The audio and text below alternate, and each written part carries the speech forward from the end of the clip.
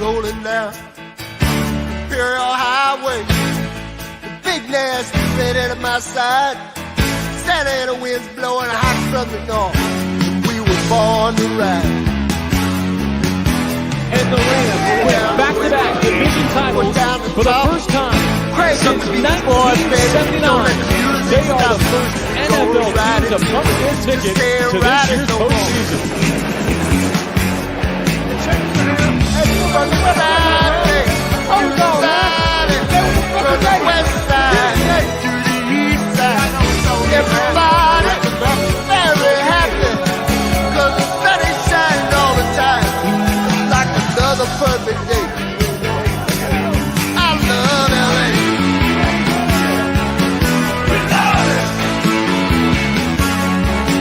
I love LA.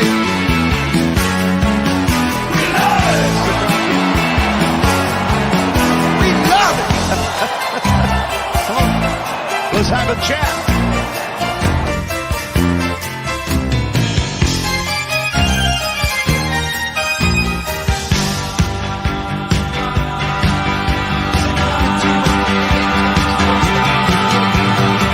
Look at that mountain, look at those trees, look at that farm over there, man. What is up, my Ramilia fans of the Super Bowl champion Los Angeles Rams? Sorry for the delay. I was on the phone. Well, not on the phone. I was on the chat with StreamYard. And so my laptop kept crashing. Let me just get my show out of the way. So there's some things that I'm going to be missing on my show, but it's not going to make a difference because I can still get through it. But the other thing I wanted to talk about was it's Niners versus Rams week. It's Niners week, and emphasis on week. Now, so the Niners have had our number, and they beat us the last time. It was 17-9, almost through the whole second half of the game. Well, the Rams were within one score, despite only having two targets. Really, Higbee and Cooper Kupp as well. We couldn't run. Our offensive line was down to third stringers, and the Niners were in Stafford's face all the time. And then at the end, when we were driving, they stalled the drive, and then my USC guy, Hufanga, easily, well, where's Cooper Kupp at? Oh, there he is. Let me step in front of a screen pass, and he got a pick six. Big deal. But that wasn't the Ram team that's going to be playing in the playoffs. That's not the Ram team that's going to be playing in week 8, but it is what it is. We are right now. And I point that out because the Niners finally played a good offense, because ours was not the offense that we're going to have, missing Van Jefferson and all of our guys, and they got blown out. So both teams have injuries, it is what it is, but I just wanted to point that out, that the Niners finally played a team that actually had some weapons, and they got blown out, as well as lost to the Falcons and lost to the Bears and lost to the Broncos. And then so now you have Niner fans calling for Shanahan's head. What happened? I thought you had CMC. Well, he can't play quarterback. That's the problem. That's what happens when you go all in, but you have Jimmy Garoppolo. That's like us. If we didn't learn and we didn't make this, God bless Jared Goff. The Niners are basically us with Jared Goff. There's only so far we can go. There's only so far that we can do when you need an off the cuff play, so to speak, when you need someone to make a play. As you saw last year in the Super Bowl, that winning drive, the no-look pass to moving the linebacker over, hitting Kupp. You need that. And you have to have breaks along the way, but the Niners are still the Niners. They have Jimmy Garoppolo, who was a backup. They were trying to get rid of him, but nobody wanted him. They put him in the bargain bin, and nobody would pull him out. And then Trey Lance, the boy wonder, got hurt. Kyle Shanahan thought he was Bo Jackson, and he was running him through the line, and he got hurt. And so they had to go back to Jimmy Garoppolo with their tail between their legs and their head down and said, Jimmy, we didn't mean it. It's amazing. The Niners always come through for me in the pinch. They have very, very formidable team when they play us. They look stout. They look physical. They do, basically, we're their Super Bowl. That's what I've come to understand. When they play the Rams, they give us their best, right? When they play the Broncos and other teams, they don't. I guess we're their Super Bowl, because at the end they can say, well, they won the Super Bowl, but we beat them in the regular season. I don't know, but it seems that way. And tell me if I'm wrong, right? Because they can't beat nobody else. And here the Rams got swept last year by them. We should have won one of the games at the end of the season, but it's fine. And then we beat them in the championship game and won the Super Bowl. But here they are again. They're loaded on defense again. They've had injuries, and they can run the ball. And they finally played a team like the Kansas City Chiefs that actually has offensive weapons, and they got blown out. And it could have been worse. The referees gave them ticky-tack tied in out of the box call, or else it would have been another touchdown instead of 3 points. They took it off the Kansas City board. So, but anyway, thank you guys for coming in. And also, too, this morning, I was in a hurry when I was going to work, and I put AM, 8:05 AM, not PM. But anyway, I didn't see that. So anyway, thank you guys for coming in. I appreciate you guys coming in. Let's get right into the chat. Nathan, what's up, buddy? Says Rudy, what's up, my brother? Thank you for coming in. I appreciate you so much. Thank you so much. Rudy.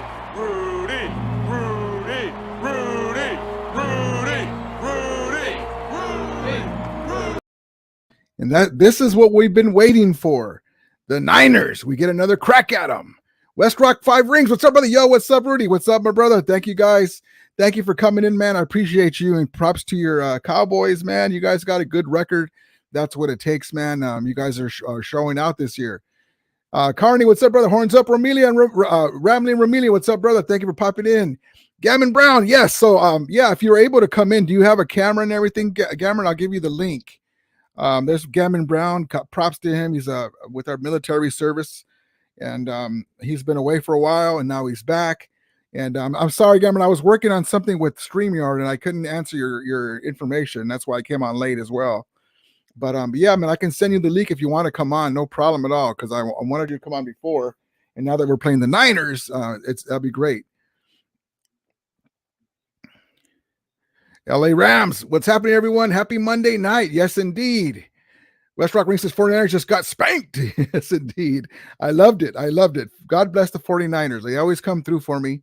You know, they beat us, unfortunately. You can't have everything, I guess, but hopefully we'll have it on Sunday. But God bless the Niners. You know, they come through for me. Jimmy G, God bless him. I don't know. He got a voodoo in his pocket against us or something, but God bless him. And we'll be right back after this message from State Farm. I'm looking at the Chiefs, and I'm like, they have a good offense, but their defense ain't that good. They're decent on the defensive end. Why are we not doing that, right? It's weird to me how with our guys and Aaron Donald, of course, they're going to triple team Aaron Donald or double team him, but we should be able to get in there like that. I mean, look at this. Going to throw it. Blitz is coming. Garoppolo and Drabble throws it up for grabs, and it's intercepted. Joshua throws it up for grabs. Hopefully he'll do more of that Sunday. I don't understand why they play like that against other teams, and then on us, with us, for the most part, they're on their P's and Q's. Maybe with their Super Bowl. I don't know. It's weird. But God bless them. Corey Levine, Seahawks in first place. Yes, isn't that amazing? The Seahawks. You know what? All I can say is props to them. You know, they Pete Carroll, you know, my USC former coach. Ellie Ram says, hit the like button. Yeah, hit the like button, guys. I appreciate it. Come back in. My guy, Payo. Hey, Rudy and everyone. What's up, my brother? Thank you so much for coming in. Always welcome, my Canadian Rams brother. Payo time. Carney says, let's flip the Rams versus 49ers regular season script. Yes, man, it's about time. We're due. We are due. We're going to get Van Jefferson back. We're going to get Troy Hill back. We're going to get a couple of our linemen back. Kyrene Williams is close to coming back. We're going to have more semblance of an offensive attack now. I love it. I love it. Yes, indeed. Alabama says, not for long. Yes, indeed. Pale says, question, what are your thoughts on the Todd Gurley retirement? Would you like to see him sign a one-day deal? Yeah, I would love that. And it's amazing that you say that, Pale, because I'm just going to let the cat out of the bag. Todd Gurley is the Ram legend of the night. So we'll get to that in a few minutes. Carney says, yes, like and subscribe. You're in the Champs house. Yes, indeed, baby. The one and only Los Angeles Rams. There's a magic that still lingers in the name. Ask my guy, what's his name? Laurinaitis. I hope you guys liked my video. You know, I was looking at it, I was like, I can come up with something. I wish I had more technology. So all the way through the scene, if you haven't seen it, I'll give you guys a little taste of it real quick. I wish that I had the technology to put the hats on all the way through the video. And I'll show you what I mean right now. It's on my videos list. Hold on one second. I enjoy making these things. It's fun for me. You know, it's one of my hobbies I like to do with videos and stuff. So check this out. Be diplomatic. And of course, Spartans have the reputation to consider. Choose your next words carefully, Leonidas. They may be your last as king.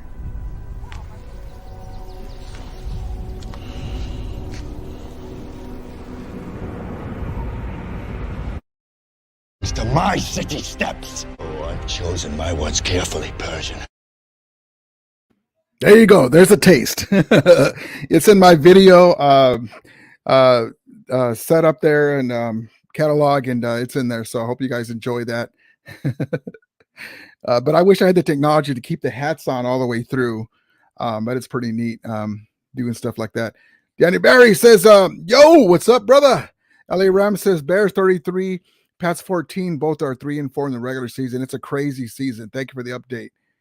Danny Barry says, go Rounds, better beat the Whiners. Man, we're okay, hold on. Let me get you, Gammon. Hold on, brother. We're so due against the Niners, it's not even funny. We got them in the championship game, which I'll take that. There you go. I put it in the in my chat, Gammon. If you want to come on, you have a camera and everything, a microphone, I'll get you on, you'll be backstage. Chewy Loco, this is Rudy. ¿Qué pasa? Niners got clobbered. LOL. Love it. Yes, indeed. I loved it, man. I loved it. I was just looking at Mahomes shaking and baking, you know, and I was looking how much time the Kansas City Chiefs had, man. Look at all this time they had. Hold on. Do I have them? Look at this. Blitz coming. Picked up. Mahomes wide open. It's Juju Smith-Schuster. One man to beat. Trying to. Do those plays look familiar? That's what we should be able to do against the 49ers, but our offensive line has been bad, so we can't get that little cushion around.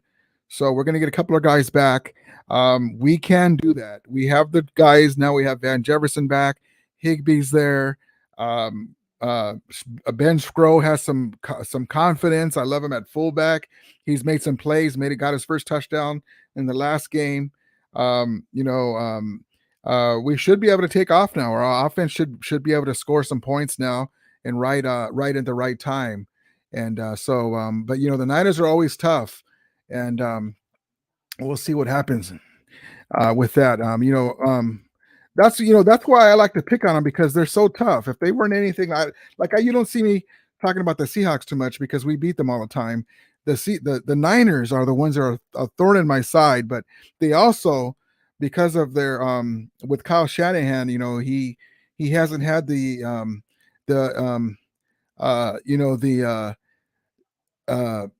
luck of basically winning the big games, you know, because I got to tell you, I was worried in the Kansas City game. I really think the Niners got hosed on that Kittle play, you know, that push off call.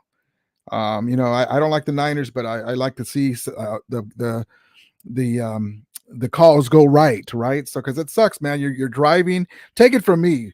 We played the Spygate Super Bowl against the Tom Brady Patriots, and we would go and we get right in the red zone or close to the red zone, and they start holding and grabbing our receivers. Not one flag. So we had to kick field goals, or our drive stalled.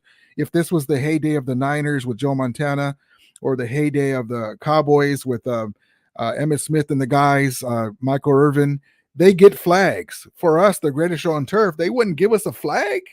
Really? So, you know, not that I'm asking for flags, but if it calls for it, if you're tackling Marshall Faulk when he's trying to go out, or you're grabbing Isaac Bruce or Torrey Holt, the flag needs to be thrown. Look at in the Super Bowl against the Bengals. I don't know what it is about face masks. We had one against the Saints. They grabbed Jalen Ramsey's face mask, turned his head, and they scored a touchdown. And then the video goes on the scoring play to New York or wherever, and they still allowed it. We could have lost that Super Bowl because of the face mask. Like, what is going on? But anyway, my rant is over. We won that one at least. But the Patriots, I'll be stuck in my craw, the 2001 Super Bowl. If we would have played them 10 times, we would beat them at least 9. But I want to give you guys props to my guy, Gammon Brown. He's a big Niner fan. He's been wanting to come in. I haven't had a chance to have him on here. But he's a great guy. Military service too. Props to him. And let me get him on here. Hold on one second. Everyone, welcome Gammon Brown. Hey, what's up, brother? Hey, how you guys doing? How you doing, man? I'm doing great. Yeah, I'm just so excited to be on here, and thank you for allowing a rival, somebody from the enemy lines to kind of cross over here. So that's nice. I make fun of the Niners. And it's all in good fun. A lot of people take it the wrong way, right? It's just teams. Like if you were a Celtic fan, I'd be letting you have it too because I'm a Laker fan. Right. But like you don't see me talk too much about the Seahawks because we always beat them. You don't see me talking too much about even though I do talk about news from them, we normally beat them. You guys have been the thorn in our side. Imagine if you guys didn't have the success that you do against us. We'd be just overthrowing the NFC for the last, since 2017. You guys are the only team that has stepped up to us because we always beat the Seahawks. We always beat at least the split with the Cardinals. Well, no, we always beat the Cardinals too. McVay was like something like 9-1 before they beat us last year. But God bless you, man. What do you think about your team right now with the CMC and all that? Well, first, I kind of wanted to address the, you guys don't really talk too much about the Seahawks because you guys always kind of beat them. And at least from the 49ers standpoint, we see you guys as the rock. We see ourselves as the paper. And then we see the Seahawks as the scissors. Like the Seahawks, as much of a pain as we are in your guys' side, that the Seahawks just continually seem to be a pain in our side, and we can't seem to figure it out either. So it's just interesting, how that seems to work. We beat you guys beat the Seahawks, and the Seahawks beat us. But that's why you have these division rivalries and why these games matter. But to kind of go back to your question, with having Christian McCaffrey, if I'm being honest, and that's kind of the biggest thing whenever I come on here, right? Especially onto here to kind of keep my credibility. Also, too, I know that other 49ers fans are going to see me. So when I go back and cobble back to a 49ers site, they're going to remember everything that I say here. So honesty is going to be of the most importance. But if I'm being honest, I don't think that CMC was he's a great addition, but I don't know if he completely blows the barn doors off this thing, right? So when I heard about, the Rams were also too, they were looking to give up 4 picks and Cam Akers for CMC. To me, that made a little bit of sense, but not too much either. I really think that the Rams, and I'm befuddled by this, if you were to ask me what would be a bigger difference, the 49ers getting Christian McCaffrey or the Rams getting OBJ back, and I would probably say OBJ. I think that's the biggest thing. I'd be more worried about another weapon, offensive weapon or tool for you guys to throw to there on the outside with OBJ. I guess that's kind of my retort back to you is I think Christian McCaffrey is going to be good, but I don't know how many touches we can really feed it with all that's great points. Tell me if I'm looking at it wrong. Okay, so I know the Niners because every time we play you guys, I see who's available or who's healthy, and I'm matching up what McVay should do. And so whenever we play you guys, we don't do this though. You know how Bosa was coming off the groin the first time? Yes. I would run, even our lines messed up. Okay, fine, but the first scripted plays, I run right at him. and see how that groin. Well, he's just coming off a groin now, right? He didn't have the groin the first time. I don't remember, but I'd run right at him, make him do lateral movement, see how healthy he is, tire him out, and get the ball to your hands quick. I know Jalen Ramsey. Take a page out of Bill Belichick's book. Mhm. We have athletes. Yes. Darian Kendrick on our one of our cornerbacks, Jalen Ramsey. Have some plays where they can come out as wide receivers. Yeah. That you can tap into for at least one game. And the Niners are like, what the hell? Jalen Ramsey's over here. And there goes Darian Kendrick in motion. I mean, you got to pull out all the stops, especially against your rival, even if it's just window dressing, right? Yeah. That's what's frustrating when we play you guys. It's like McVay sometimes out coaches himself because he respects his buddy so much. Kind of like when we played the Patriots in the Super Bowl. I really think he had too much respect for Belichick and didn't go for the throat. We should have did hurry up offense right off the bat. They had all their linebacker, all the they had a certain defense. But I think that you guys were trying to block us as well, with CMC. And I'm glad that you didn't, because we need that draft capital to get like a Robert Quinn. This is what I've been saying for a long time. Without Von Miller, we were going to see how we can do by committee with on Von Miller's spot, and we're not getting no pressure from that side. Leonard Floyd is nursing a knee injury. He has 0 sacks right now, to give you an idea. And that's why when people say, oh, you guys this or that, go, wait a minute. We have some injuries. Yes, teams do, but we just need to put some W's on the board. And the team that will be fielding as we get closer past through November, hopefully will be a lot better than now. But I wanted that draft capital. I don't want to give it to CMC, even though he's great. I think we need an edge rusher. And if we can get OBJ back, that will be great for our offense, because I think our defense will be okay. That's the one thing that people aren't realizing. Our defense has been playing pretty good, even without the stout pass rush that we've had before. So, I really think that you guys kind of blocked us more. So, because you guys had Wilson, Grant Cohn was talking about Wilson, and he's averaging 5.2 yards a carry. You didn't need CMC. And all that, Right. Basically, you guys gave away the whole draft next year. You guys have those compensatory picks. But, I mean, you guys could have used like another old lineman, to help out Trent Williams, maybe another edge rusher. I don't know. But I was getting a kick out of it because, man, they gave up all that just to block us. I was glad that we didn't get a CMC for what we were giving. We were giving Akers. We were giving a 2nd and a 3rd round pick, and I think a 5th round pick in the next year after that. And I'm like, but we still need an edge rusher and maybe an offensive lineman. But go ahead, Gammon. Yeah, and I to kind of caveat on all of what you said. I don't think that you guys should outright release Akers. I think keeping him right now is I don't know, it's kind of going on my screen, but I think keeping him right now is kind of the better move. Also, to the compensatory picks. So next offseason, if he signs with a club, even though he may feel like he left your guys' club for little or nothing, he can return back value of compensatory pick, or you might be able to flip him for some kind of draft pick later on in the draft.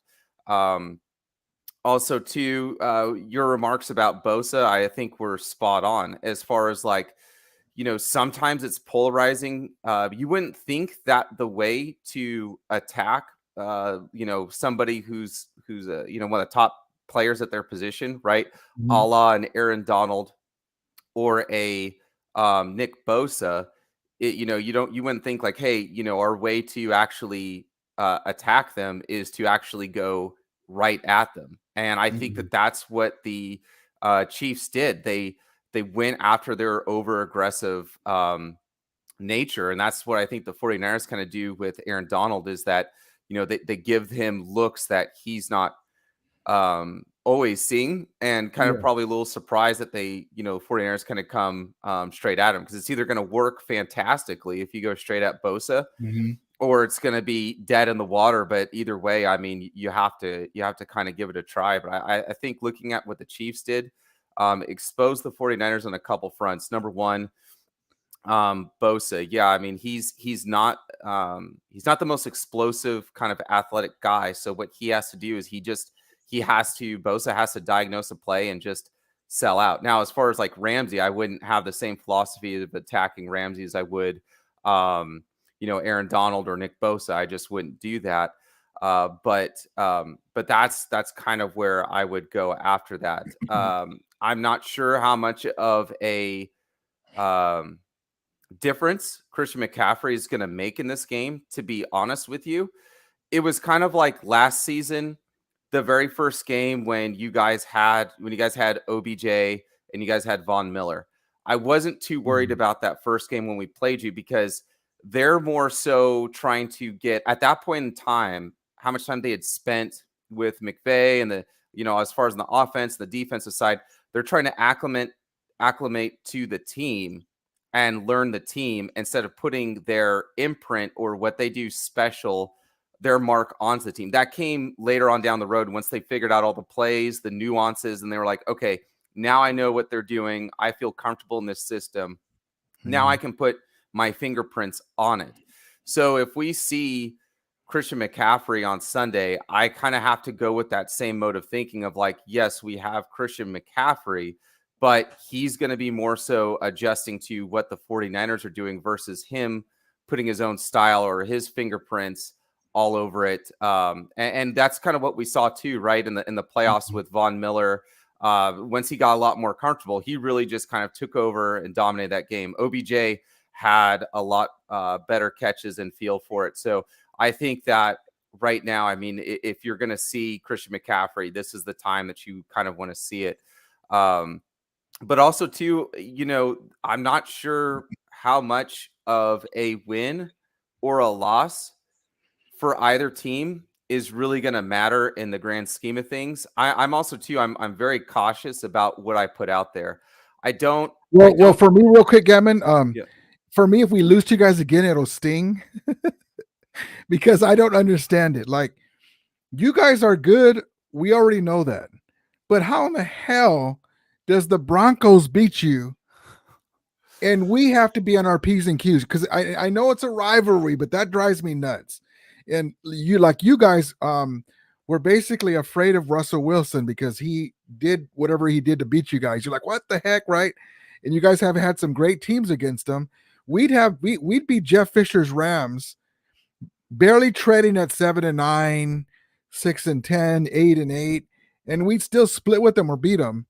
But you guys, it's a mystery, and it's not really a mystery in the fact that for a long time we had Goff, and Salah kind of made him make mistakes, and then we have Stafford now, but he tends to give the ball up too. He in my opinion, I love Stafford. I'm glad we got him, but he has some bad habits from being in Detroit all those years where he had to put it on his shoulder. I think it's hard for him to just throw it out of bounds, throw it in the ground. He trusts his arm too much at times. And if we have a running game, though, that would cure that, right? Because now you're in better situations. You're not having to feel like, because basically in the Super Bowl, without Stafford, we would have lost, because we had only Cup and who was it? Cup and Blanton. Basically, no, he got hurt. We were down to our third string tight end. So basically, Cup and Stafford was our offense, and Akers here and there. So luckily we got him. We got the chip on the shelf, and so now we're trying to get another one. But this has been so tough. But Akers really hurts me because I was looking for him to get back to his couple years ago when he was possibly going to break out as a bell cow running back. And now I don't know what's going on. We, as Ram fans, we don't know either. We don't know what happened. From what I understand, it's his worth ethic. And like Shanahan puts guys in his doghouse. Not that he was in the doghouse, but he wasn't getting the reps because he wasn't showing what McVay needed. And so he's a young player. He'll probably learn. But I hate that we're getting rid of him because I was looking forward to him being there. When he's right, he's pretty good. But he was missing holes. There was some plays where the hole's there and he's going over here. So we had to get him out. But he may still play with us if we can't find a buyer. The way it happened, there's people that just waiting for us to release him. So that's why we were trying to package him with those draft picks for CMC. But in a way, I'm kind of glad because we need that draft capital to get a Robert Quinn or maybe another offensive lineman for the stretch run. A veteran lineman. We'll see, but I trust Les Snead to help us. The one guy that we cannot, and he's gotten hit so much is Stafford. We can't lose Stafford. If we lose Stafford, it doesn't matter who we have. But yeah, man, I know it's early, so Jimmy G is who he is. Sometimes I think Shanahan doesn't scheme his scripted plays are great, but after second half, especially in the fourth quarter, I don't know what happens to him, right? And that's why I would say, and I joke around, but the Niners' weakness to me is Jimmy G's inability to make plays off the cuff. He'll surprise you though. He'll make it, and then the same throw he won't, or he'll throw it away, throw it to the defense. But then Shanahan, the guru, doesn't have anything in the fourth quarter like, wow, that was a hell of a play, right? You usually don't see that. But that's where the Niners have been hindered. But you guys have been so close, man. You guys, if it wasn't for that call on Kittle, that's why I mentioned it. You guys should be already champions already. That was a BS call on that one. I would. So every season is different, right? And so when looking at this season, I'm not going to lie. I'm not going to sit here and say because of the 49ers past experiences of having, again, in-season kind of dominance against the Rams, not so much in the playoffs, but in-season dominance against the Rams, that we can fully expect as a 49ers fan that we're going to go into SoFi Stadium, aka as 49ers fans finally call it Levi South, that we're just going to expect to just roll you guys. One of the big problems that 49ers fans have been noticing as of the last 2 weeks, right? 49ers, we are kind of known as just one of the most physical teams in football. Well, the last 2 weeks, we have been out physicaled by the Falcons, by the Chiefs, and that we're not used to being out physicaled. So, and also too, the other thing too is what's hugely different about this season compared to last season is that there was a massive turnover on the offensive coaching staff. Really, the only mainstay was, I think, the offensive line coach as well as Kyle Shanahan. Other than that, we had a massive exodus from our wide receivers coaches to even our running backs coach to, I mean, you name it. Quarterbacks coach is different. Our quarterbacks coach is he was a guy who was in the booth, or basically kind of commenting on games, kind of like John Lynch was before he came out. So we're talking about just a really green side there, to where if you and this is for anybody, any 49ers fans that are here listening, and any Rams fans that are here, they're listening. If you look at the game logs, right, and you look at how many games that the 49ers have scored over 20 points, it's not that much. And the 49ers haven't put up over 30 points at all. So you're right. Jimmy Garoppolo is very, very limited. There is a reason why the 49ers were targeting a player like Stafford, why they spent so much draft capital to go get an absolutely unproven rookie who's played next to zero quarterback play in the draft in Trey Lance, right? Like, you are innately limited. For all the faults that you guys might have with Stafford, about maybe he takes a little bit too much gambles, he believes in his arm a little bit too much. But then, hindsight is 2020. I think that Goff has a really good arm. I do think that he has a great arm, but he is kind of a wet napkin when it comes down to kind of being in the pocket. If he notices any pressure, he's just not going to be, I don't want to say man enough to make the throw, but he's not going to earn his money, right? He's going to make the business calculation. Stafford, you can hit that guy over and over again. He may be injured, but there's a couple guys where no matter how much you bust them in their jawline, they're going to come back up. They may be limping, but they're still going to throw that ball downfield. And that's, your Roethlisberger, right? Your your Brett Favre, your Tom Brady. I mean, you can keep hitting these guys, but they may be busted up, but they're going to keep coming back and they're going to be relentless. So, toughness in the pocket is something that I think that Stafford really has, just night and day compared to a guy like Jared Goff.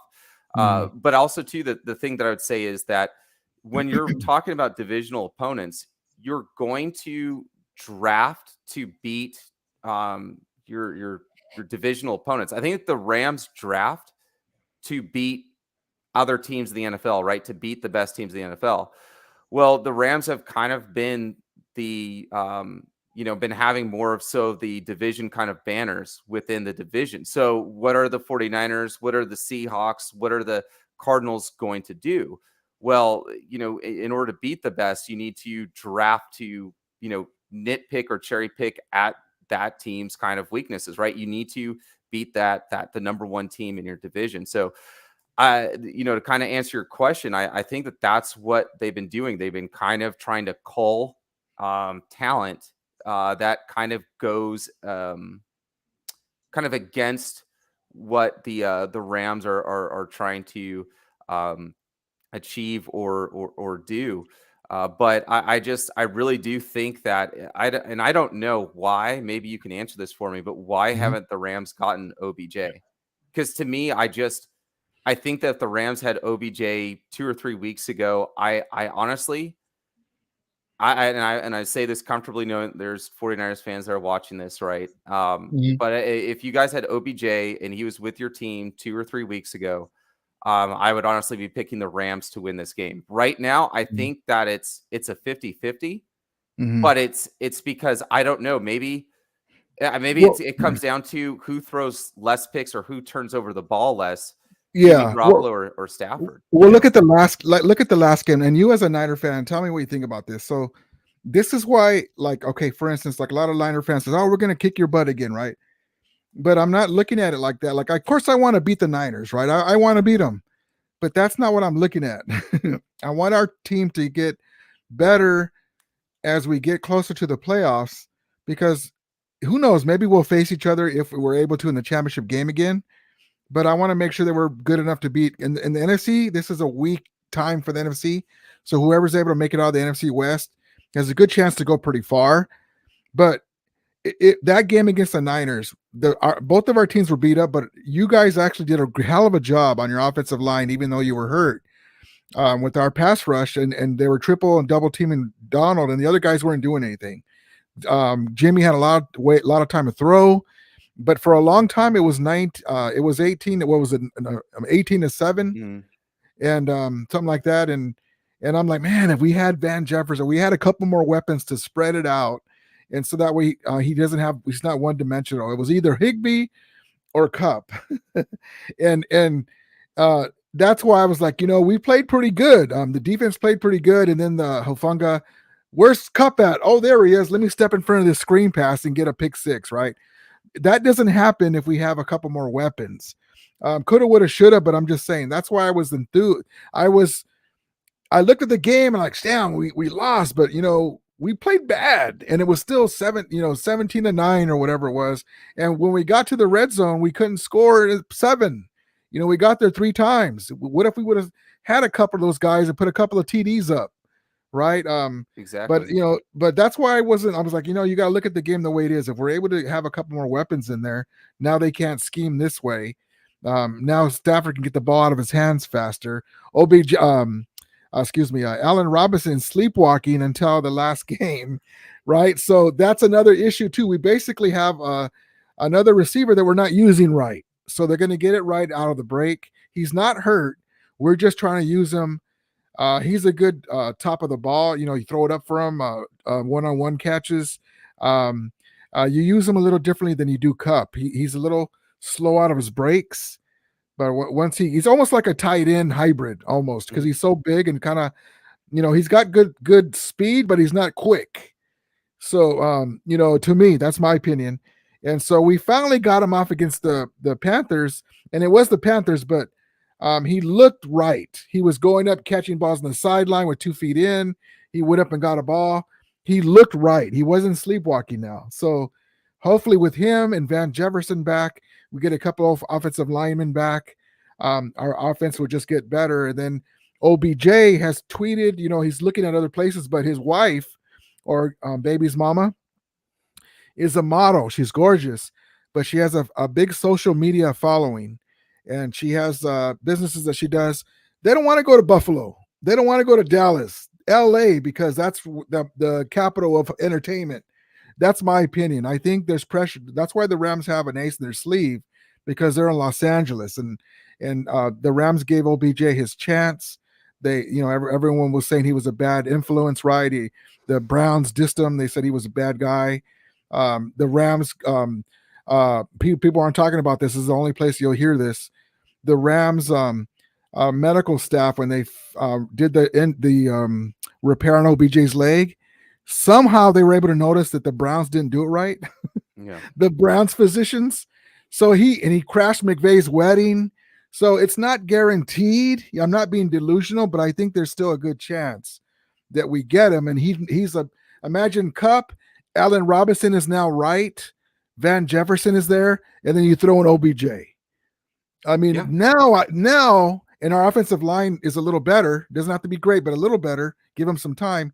Now I'd like to play the Bills again, not week 1 when we don't have OBJ, we don't have Van Jefferson. We have a new offensive line going against Von Miller, and even at that point it was 10-10. So it's a long season. You guys have great coaches. I really love Anthony Lynn. He's not being said enough. It's going to be tough, man. I think it's really going to be between us again, unless Jimmy Garoppolo gets hurt, and unless Stafford gets hurt, because he is injury prone. Because then you guys got Brock Purdy. You guys signed a quarterback to the practice squad, I noticed. Yeah. So that would be tough, man. Because but we'll see what happens. But tell me again. So you're in the military, right? Yes. What are you in? What exactly? What branch and everything? What military are you? So I'm in the Army right now. So active duty. Stationed right now at Fort Campbell. So just doing that. Spent the first 10 years as a medic, and then spent the last couple of years as a career counselor. So just really enjoying that. I've been in for a little over 14 years, coming up on 15. Can't wait to hit the 20, so that way then I can retire. But it's been an amazing experience, to say the least. And it's been, I don't know how to describe it. I know there's quite a few former military people here who are in the chat. So shout out to all the vets and everybody else. But as anyone who's been in the military knows, it's tough to explain. It's great and everything. So I just want to tell you, thank you for your service. And that said, people say that like, oh, hey, God bless you, but I really mean that, because it is a huge sacrifice. You're basically dedicating your life to that. You can't say, hey, I'm gonna go. I don't feel like calling in. I'm gonna call in today, right? yeah. And it takes a special person to be able to make that a career, man. So I want to tip my cap to you, man. And besides being a service, just that you made it a career, and utmost respect to you, man. I'm still gonna kid you about your team, but yeah, of course, you're a cool dude, man. And like I said, half of the time when people get so emotional. I don't like the Niners. I said it before, but it's just sports, right? Like if knowing that you're a Niner fan, if you were in a burning building, I'd run in there and go get you. Right. Yeah. It's just sports. Or if I saw some guy trying to sneak up on you in a sports bar, I would stop the dude. It's just sports. We just have fun. We don't like each other's teams. We hate losing to each other's teams. But it's just sports. That's all. People, get a little emotional, and I get mad when we lose to you, because just like when you guys lose to the Seahawks. Oh, it's awful. It's awful. Absolutely awful. But yeah, so that's all that is. And I just want to give you your props, man. But thank you so much for coming in, man. You're always welcome. When are you going back out, or are you going to be here for a while? I'll be here for a short little while. If I could, I just want to answer maybe 2 quick questions I kind of see in the chat. Okay. So I think this one is from Noxa oh Okay, let's go. 07. Let's go right to that. Here we go. Okay, he said, I don't know if you covered this already, just coming in. What's your thoughts on the McCaffrey trade to the 49ers versus Rams coming off their bye weekly this weekend? To answer that really quickly, I think to the point that was kind of made by my counterpart here is that the 49ers were already doing well on the running front. Yeah. So throwing more draft capital at something that wasn't entirely broke, I don't say was a very good return on investment. Now, does it improve the quality?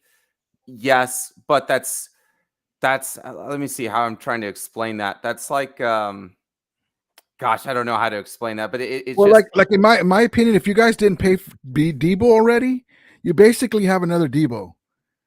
yeah, I mean, it's on paper it sounds good, and I do think that the 49ers will be better for that. It does play into Jimmy Garoppolo's strengths a little bit more of someone to kind of dump off, but it's redundancy. Sometimes there's a strength in that, but then there's also too, if a team kind of sniffs that out, you're kind of still. It's hard to explain, but I think the amount of capital that they spent towards that, I don't think was necessarily worth it. Yeah, that's true. That's true. It's been a long time, but those are great points, Gavin. I just looked at it like, okay, so on this way, it's beautiful because of the CMC has all that history with the Niners and the families, right? Shanahan and all, they all know each other, the great family stuff. I think that's pretty good, but they also get to block the Rams. But it was just so much draft capital to give up, and if you look at it, forget next year's draft. You guys have the compensatory picks, but they gave up a third for the other running backs last year. I think it was the year before that, another second, and if you look at all that draft capital for running backs, right, and you didn't need it because Wilson Jr. Yes, let us have him. Right, see what the day does with them. Well, and it kind of goes back to, it kind of made me very reminiscent. I haven't seen this brought up anywhere either, but it's not exactly, it's kind of apples to oranges, but I do see, in my mind, I make some quick similarities. But remember when the Saints gave up all that draft capital for Ricky Williams back in the day? Like they traded basically their whole draft, right? The whole smorgasbord of draft picks that they had for that year just for Ricky Williams. And, and that, again, I think it's just one of those things of like, not to jinx anything, but if Jimmy Garoppolo gets injured, does that CMC still make you a playoff team or a Super Bowl team? If CMC gets injured, right? Because he's had a really bad injury history last 2 years. Yeah. Was that still a good signing? So it's just one of those things where we're talking about asset allocation, and in today's age, I think that they were still able to get value from that position group, right? As a positional group. I just don't think that they shouldn't have let JaMychal Hasty walk if they wanted a receiving option from the backfield. But it's just one of those things where it didn't work out. Trey Sermon, I did like Trey Sermon, but he just wasn't, for whatever reason, he just wasn't a fit for this offense. I think to be a running back in either McVay's offense or in Shanahan's offense, I think that you have to have vision, right? So when you're talking about Akers, you're saying like, basically he wasn't hitting the same holes that you're accustomed to him hitting, because that was kind of the big thing last year was, I was talking chirping a little bit of smack to the Rams, but I always kind of kept in the back of my mind was that, you guys didn't have Akers, and how much of a difference would that have been last year? And you guys still won the Super Bowl. So I kind of kept that at my guard of like, oh crap, they do have Akers right now, but Akers is not playing to I don't know what you want to say to the standard that you guys and I myself were thinking that he would play at. So oh, thank you. Thank you. I was hoping Jim Foster would be a little more spicy on here. Where are you at, Big Jim? You know, but yeah, I just you know, before I hop off on here, I just want to say thank you for having me on here. It would be no great. problem. Maybe next season we'll do we can go to a game together and that sort of thing. Yeah. Would be wonderful. But before I'm on here for too long, just want to say love everybody, regardless of the colors that you're sporting and the team that you guys cheer for. And I'm hoping that this is a great game, and because rivalries within the division are what make football so much better than a lot of other sports. Yeah. And hopefully everybody stays injury free. Peace and love, and thank you very much. Well, real quick, Gammon, before you go, thank you so much. Real quick before you go, now I had you on here longer because I wanted to get you on here, and so thank you. But I wanted to just say this: the one thing for me as a Ram fan that's frustrating is there's been one game, and it was only for the first half, that we played you like we should. And that was the last game of the season when we went up 17-0. And we were clicking on all cylinders. Yeah. I'm like, finally, that's the Ram team that you know, I know that you make adjustments, but finally the offense showed up. We've played other good defenses before. We played Tampa Bay, you know, other defenses that were pretty good, and we're able to score in the red zone. We're able to get points, but the Niners have stymied us. That's the one game since Stafford's been here. And also the couple of drives that we played. I'm like, that's us, right? The 49ers right now, their secondary is just back to being absolutely walking wounded. And if you guys had, and it's big that you guys are getting Van Jefferson and Troy Hill to return. But I can't. If you guys end up losing, it's just I'm gonna really feel in my heart of hearts like it's because you guys didn't have a talent like OBJ back there. Yeah. My confidence in Jimmy Garoppolo isn't like at an all-time low, but I'm not optimistic either. Like what you said, he is what he is. I think, and I don't know, I'm going to have to like double check my statistics, but I think it's pretty close to, I might be accurate on this, but I think so far, just through his limited time of playing, right? We're still kind of young in the season. I always say I don't judge a football team until November. November is when I start to judge a football team. So anywhere through now, through October, I don't think it's right to start judging a football team, but you start to kind of, they establish their identity of who they are for the season come November. But if you look at Jimmy Garoppolo, again, he hasn't started or played every single game this season. So limited amount of starts, but already so far through the season, just last week, he threw he had a safety, threw a pick, and then also too had a fumble, right? And I think that, and again, 5 turnovers in 2 games. Yeah, so I think he's done that. Like I don't know what you call that that triple threat there, but I think that he's done that twice already this season of having a fumble, an interception, and a safety in the same game. So Kyle's a mystery, Gammon, because I look at it and I'm looking at you guys' personnel, right? And I'm glad they don't do what I think. If you guys would have got Stafford, and I said this before, with Trey Lance, he's a young player. I sleep like a baby, right? Yeah. If you guys would have got Stafford, I would have been pissed off and been, even though you guys had recent success in the regular season the last few years, but that means you guys are probably going to go places with this Matthew Stafford, right? Because Ayuk would be a Pro Bowler now. Yes, you guys would get the ball down the field. Yes, I would have signed Stafford. Maybe stayed pat or get Kyle Pitts, trade Kittle because he always gets hurt, but he's great. Get some draft capital. Maybe get a Mac Jones to back up Stafford when he's done. Right. And then even in this, if you did get Trey Lance, I would have got Tyrod Taylor before they got him to back him up, to take him under his wing and tell him how to the mobile quarterback thing. It's really weird. They brought in Greasy as the quarterback guru. Yeah. I don't know about you, but I don't think he's ever been a mobile quarterback that knows anything about that. I'd rather have Steve Young come in and be a supervisorial thing during the offseason. And I know he tries to help as much as he can, but there's been some weird things. And in the championship game, you have a healthy Trey Lance. You have SoFi Stadium with a lot of Niner fans in there. It's a big game. You would have thought he would have went to his bag and pulled out a double quarterback set or have Trey Lance in motion. Right. And a couple of those third down plays, right? So I'm glad that they don't think the way I do. I mean, I don't know.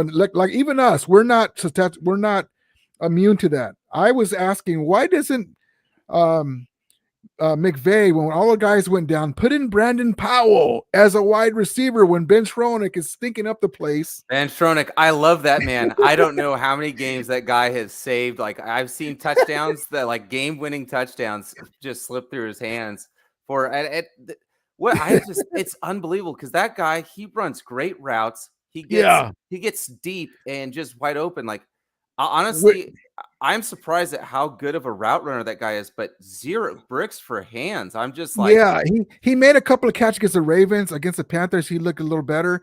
He looked to us, just tell you, we got him because he looked like a poor man's Cooper Kupp.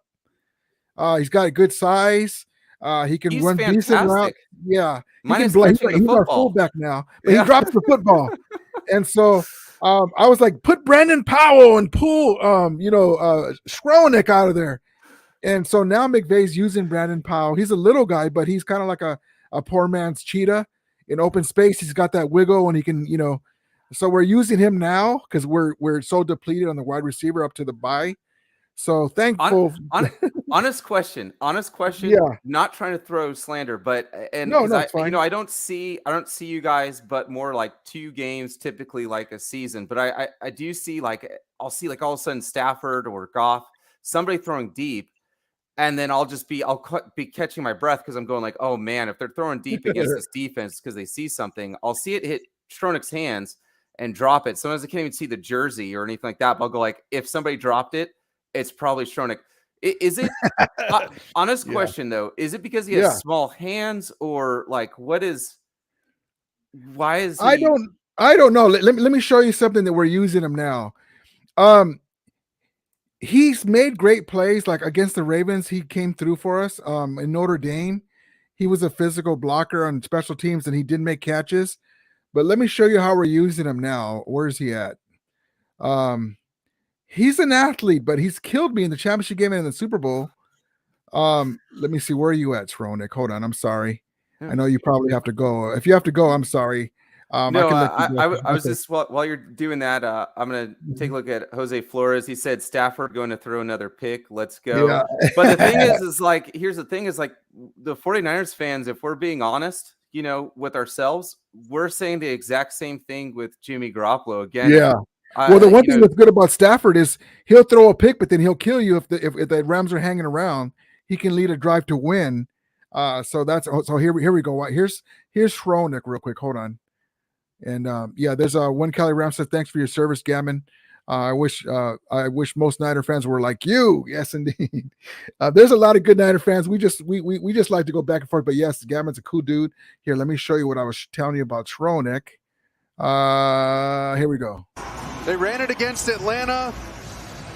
Minnesota stole the play from him too. Tried to run it to C.J. Ham, my guy out in Minnesota. And look at Skowronek getting out of the back. So that's that one. So he does have decent hands sometimes, but I think you have to get him stoked. I think you have to run him into somebody, get him the juices flowing. If you kind of rely on him, like on third down, I wouldn't do that until he starts showing. Like if it's 3rd and 8, he's the last guy I'm going to. If he's stoked though, if it's already the third quarter, he might do that stuff. Here's how we're using him. Check this one out though.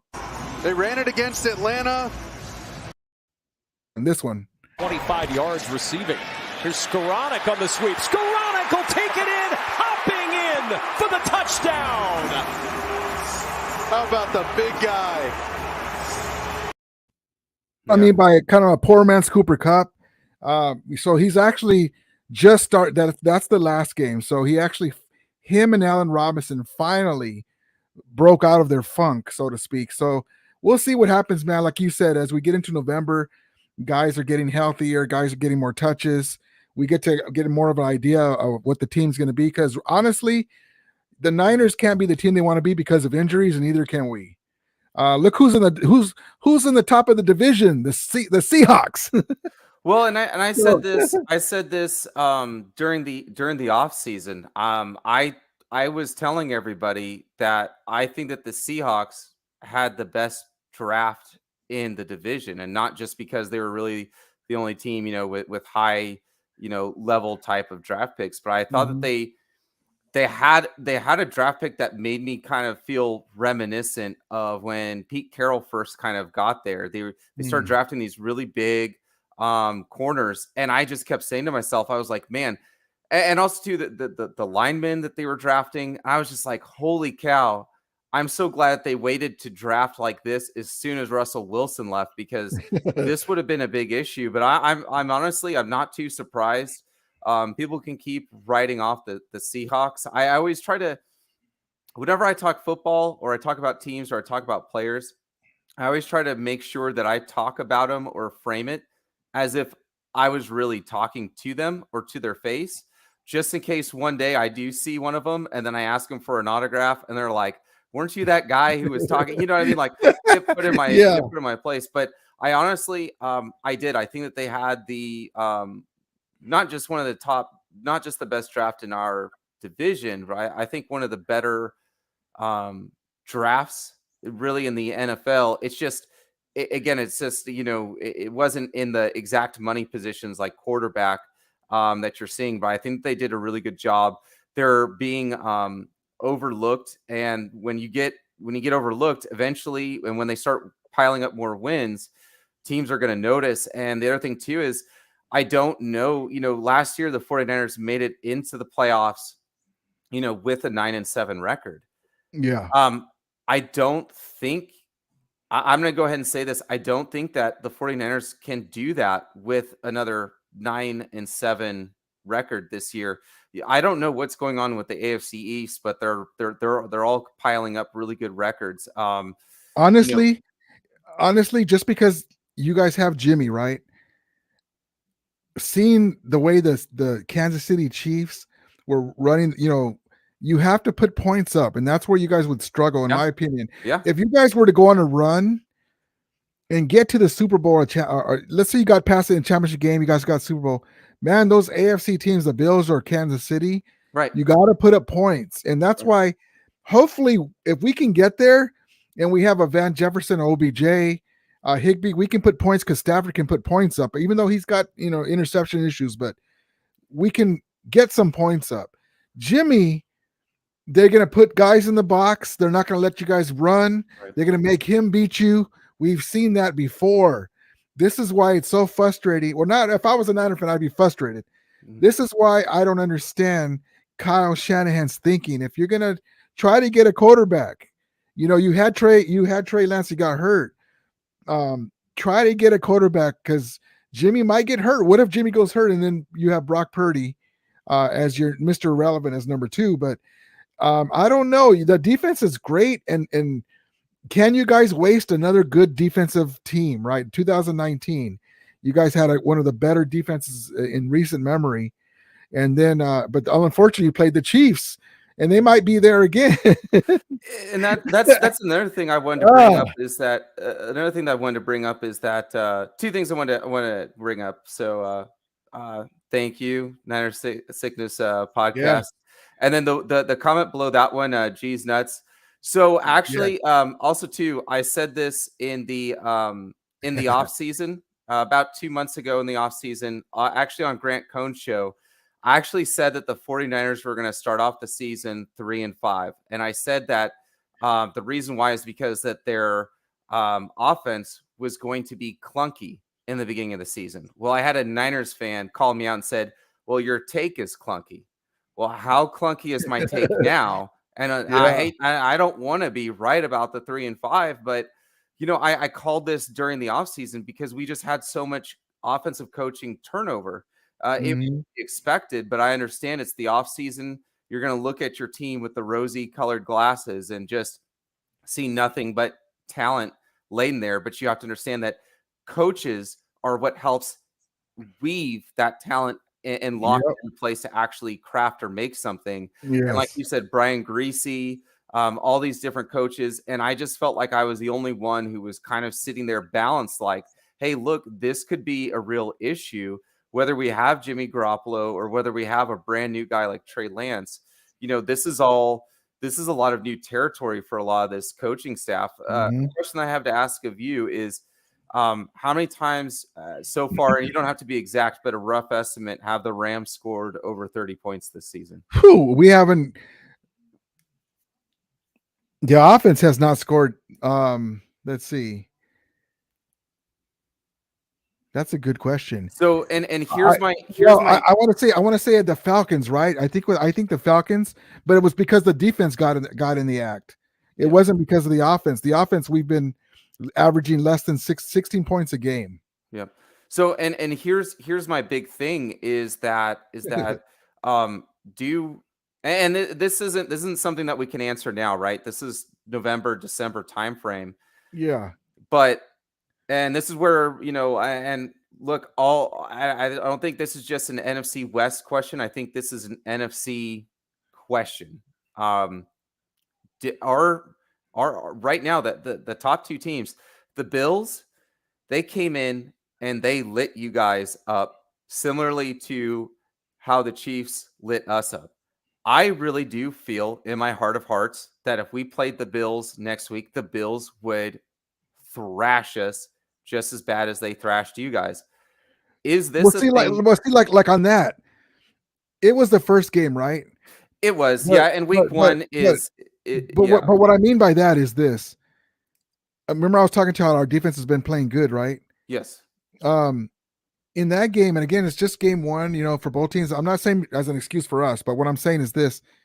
In the first half, it was 10-10 into the third quarter, I think it was. And in the first half, though, we had like 3 turnovers. If we would have had some offensive weapons, Van Jefferson was a surprise. He all of a sudden, he's on the IR. What? Right. Allen Robinson, we didn't know that he was not going to do anything up until the last game, was non-existent. If we could have had our weapons, those 3 turnovers, we possibly could have had it in the other direction. But we got 3 turnovers, and I looked at it like, damn, we're not even playing good, and it's 10-10. And then we couldn't score, and they ended up taking us. But that's how I look at that game, because we were just shorthanded. It's like, I'm fighting you with one arm behind my back right now. And the same thing with the Niners and the Cowboys. Those were winnable games, but we don't have no weapons. We don't have no offensive line. So we're kind of like this, and you got, Fred Warner hitting us in the face, and you got Bosa hitting us in the face. And so I look at it like, as soon as we get some of our weapons back, McVay can scheme better. We can put some points, but it is what it is. Like you said, you got to put W's on the board, but we could have, at least the Cowboy game, we should have been able to win that game. That was a horrible game. And, we could have been right now at 4-2 right now. But it's fine. It is what it is. You are what your record is. But yeah, man, it's frustrating though when you have injuries and you're like, but nobody wants to hear the but it's true. And I think that's kind of the big point that you kind of made about the weapons, right? I mean, if you if you picture, and I just don't understand why the Rams aren't pulling the trigger on this, because I just can't think that OBJ would just necessarily command that much money, but maybe he really is just sitting on that. But it's just Van Jefferson, OBJ, Cooper Kupp. Like at that point, it's just I don't understand why they're not doing that. But do we have the horses? And this is like, again, this isn't something that we can answer in October, but this is more of a December question. But does any team, and I'm really looking at it, right? Dallas, Philadelphia, Los Angeles, and San Francisco. Do any of those 4 teams, how much do you trust any of those 4 teams against somebody like Buffalo or Kansas City? If the Bills or Chiefs get OBJ, it's a wrap. It's a wrap. I'll be like, okay, well, we'll see you guys next year because they're already at a level where we're trying to reach. Right. And they're not even fully at capacity yet. They're still, it's only the 8th game of the year. So if they get OBJ, the Bills or the Chiefs, it's a wrap for this year at least. Because there's no one in the NFC that can stick by them. The Niners have a good defense, but eventually, because of the offensive shortcoming, your defense will get tired, and you got to put up points. And if you're putting up 3, you're not going to beat a Mahomes or a Josh Allen because they're too explosive. And so we must get if we want to win the Super Bowl against one of those AFC teams. I'll say it like this, because Von Miller's not back with us.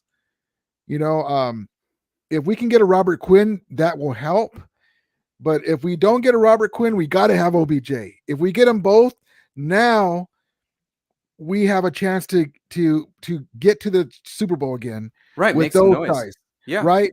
Of course, it depends on the offensive line and Stafford being healthy. But if they get OBJ, one of those AFC teams, it's a wrap. Because this guy, the reason why we haven't given him the money is because we wanted to see how our offensive line was going to work out.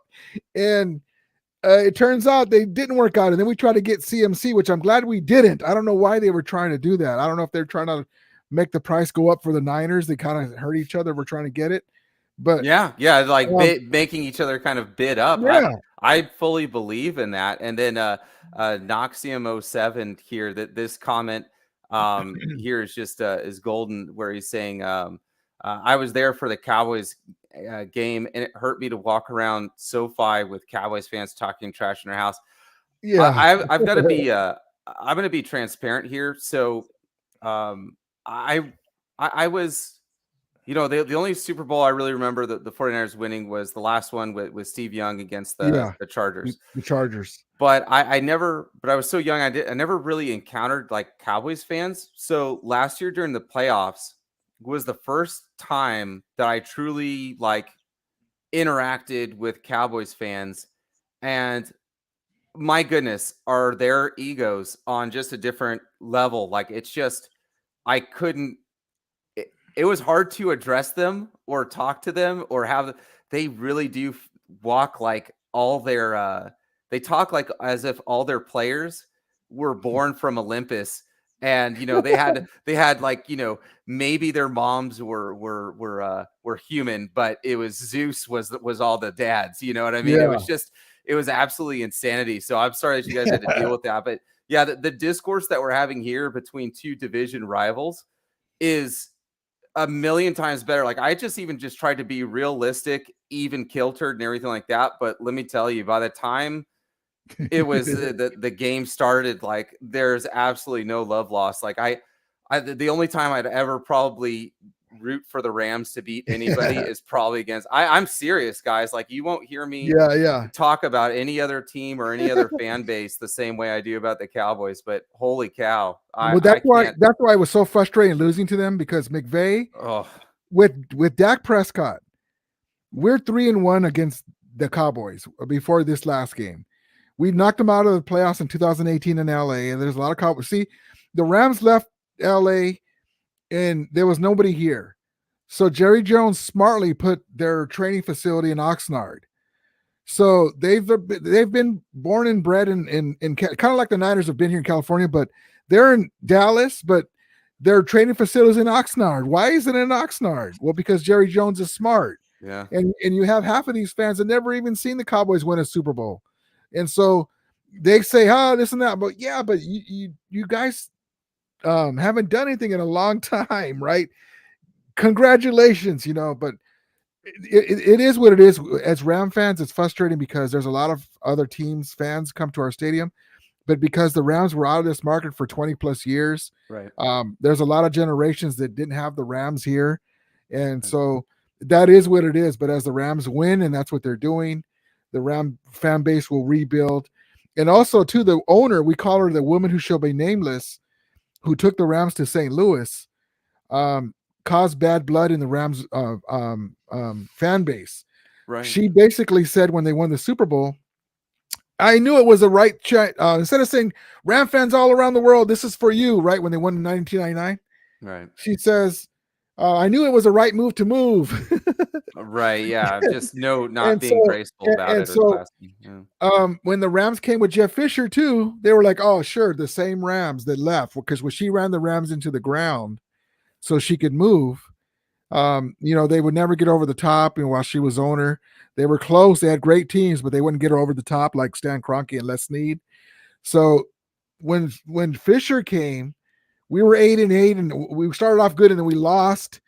You have to turn that around. So, but there's always going to be a lot of Cowboy fans, like Niner fans and Raider fans, because there's so many over the decades. The Rams have not been here, and they have to win. They already won the Super Bowl, and they got to keep winning, even if it's not a Super Bowl, but at least show that you're winning organization. So, I don't like that, but it is what it is, and that's one thing that doesn't go said is when the Rams came to Los Angeles in those big games against the Niners and other teams. We have to do because there's so many fans and it's loud. In our own stadium, we have to do the silent count. So not only are we having to beat the good teams, we have to have that thing, and it still came out, where we still won. So, but yeah, the Cowboys fans, they don't bother me because we normally beat them. This is why it's frustrating we lost to them this time with Cooper Rush as quarterback. Oh boy. But it's kind of like when we used to lose against you guys with Mullins. Like, what the hell are we doing? I just think that I just think it was just the way that they attack Aaron Donald. I don't know I don't know why Jimmy Garoppolo tries to attack Jalen Ramsey like that last game where. And this was the thing, like, I felt like not enough 49ers fans were honest with themselves, but I saw it dead for what it was. But I was like, man, when Jimmy Garoppolo threw that pass, it was going to be a touchdown. Hands down, it was going to be a touchdown.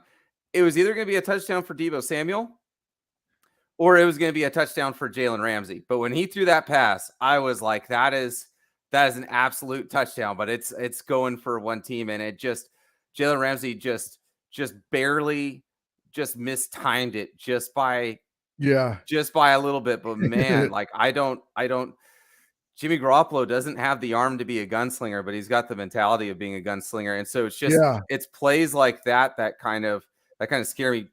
Nick Mullins, shout out to Big Dick Nick, but he was at least he had enough whereabouts to know like his arm was limited. He was a gamer though. He was a gamer. He's kind of like we have a guy who's our QB2 named John Wolford, and you can't help but like the guy. He's a gamer. Game manager basically. But yeah, Mullins is pretty good. But I'm like, how the hell do we lose against these guys? We're winning the division. We're going to the playoffs. The Niners were fighting to try to get the wild card. They were struggling at times, and we lost to Nick Mullins. I'm like, what are we, Golf? What the hell are you doing? So I put that on Golf. Those teams back then, I really do, because the 49ers defensive line really feasts on immobile quarterbacks. So Stafford does play in that category, but again, I think the biggest difference, and I kind of feel this way too. Like I'll talk to Lions fans or I'll talk to Rams fans, and I think that a lot of times they forget, like, Goff, if he has a clean pocket, he is an absolute scalpel. Like he will pick and tear teams apart.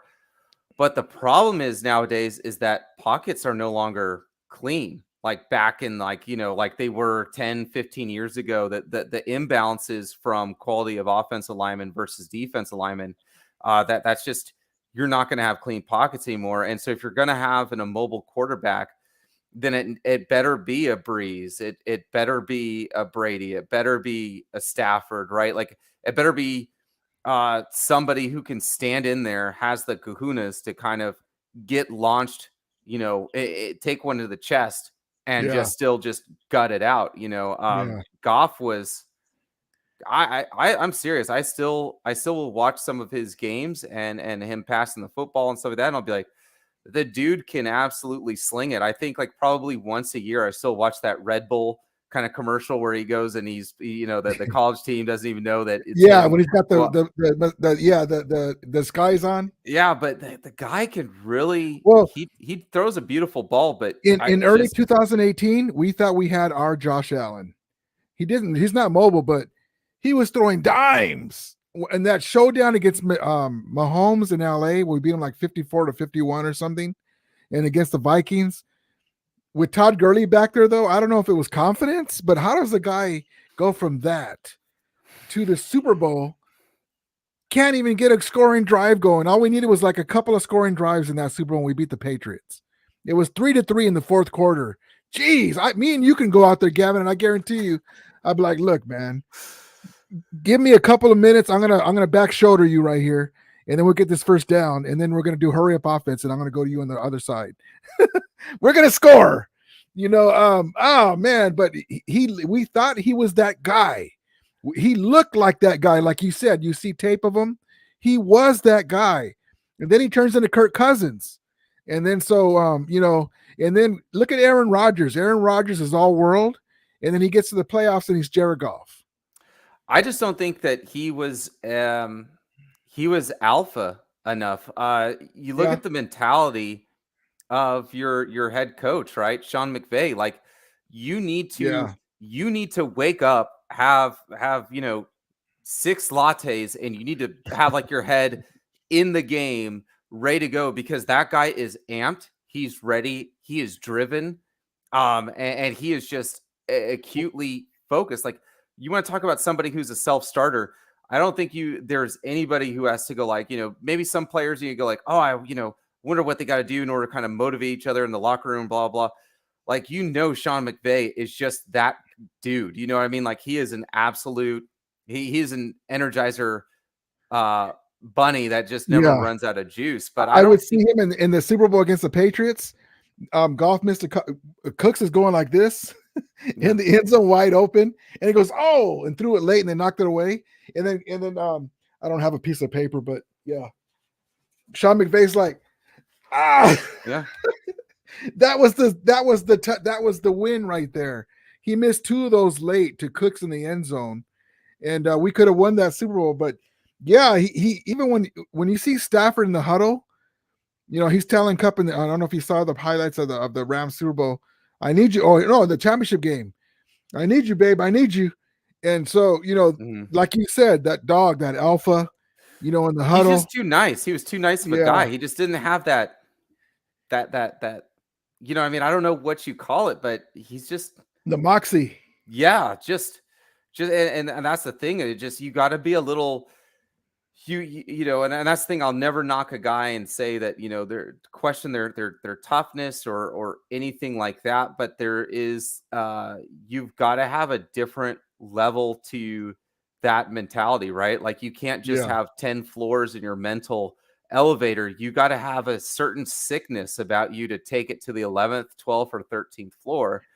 And Sean McVay is McVay is absolutely able to go to climb those other floors where other people's hotels, mental hotels, just aren't able to go there. Yeah. And I think Goff just stopped at like floor 8 or 9. You know, it didn't even get all the way to 10.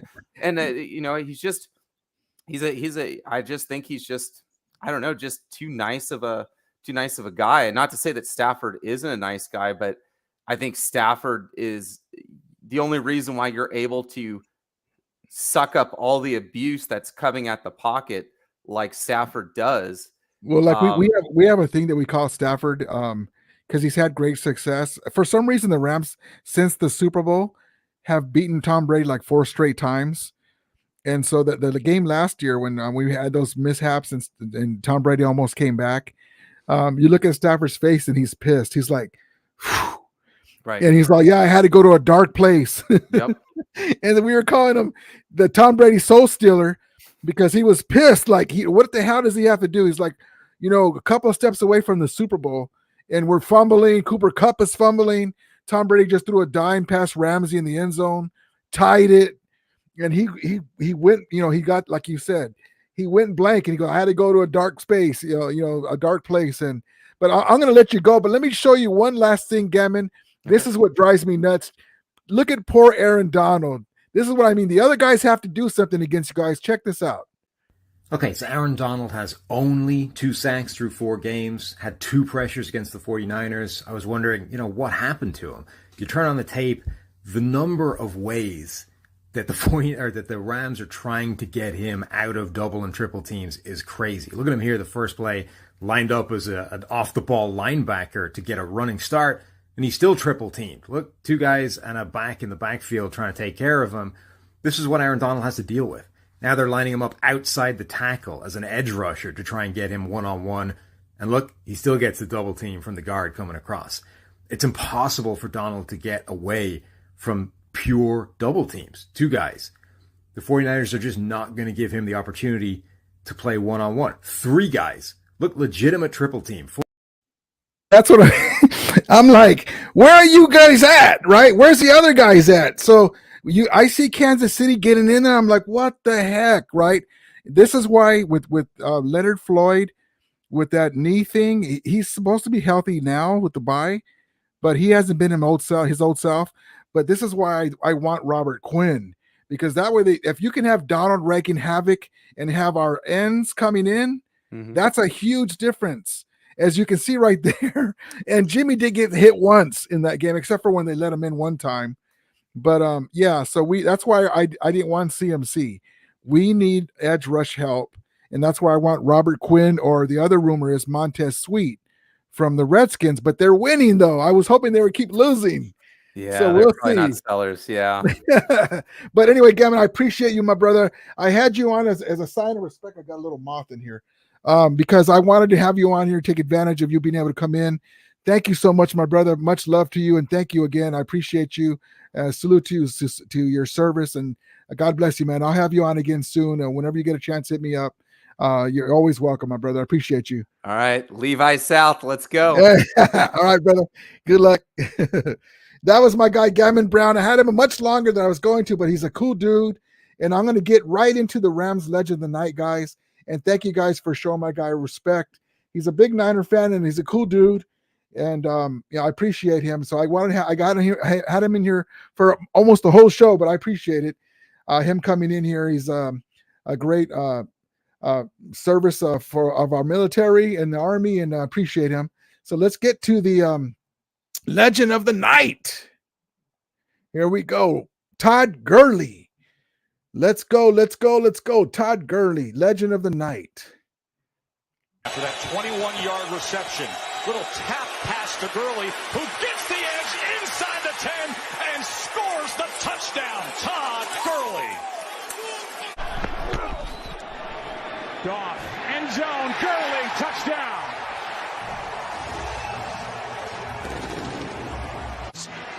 Gurley the back, first and goal at the 7. Todd Gurley knifing in for the touchdown. Gurley takes it in for a second rushing touchdown today. 2 on the ground for Gurley. 1-yard touchdown run. Job jumping the ball before you're even set. In fact, we've missed the snap. Goff, there is a Bay Area kid. Look out. Here comes Mitchell. There goes Gurley. Into the end zone over the pylon. Touchdown, Los Angeles. 3rd touchdown today. Gurley, lot of room. Inside the 20. He is gone. Touchdown, Rams.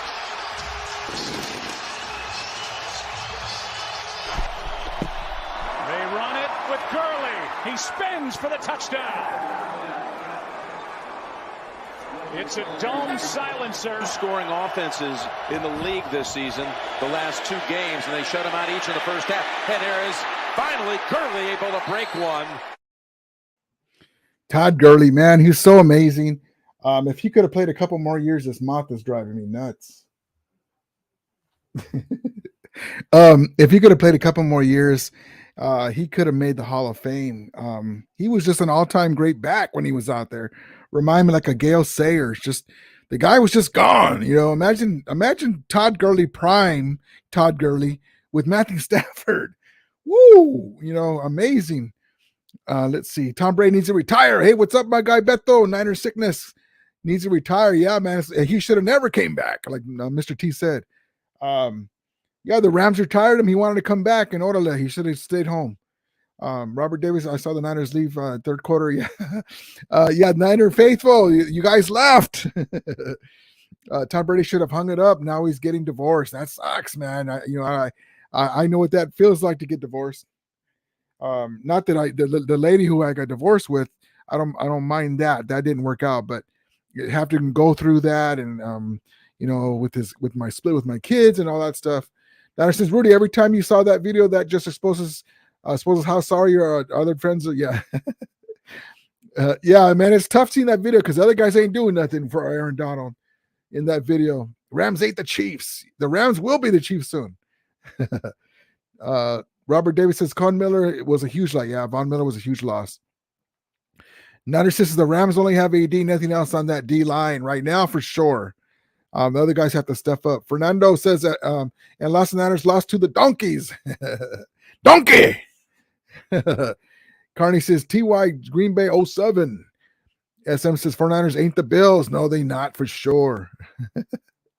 You guys are funny.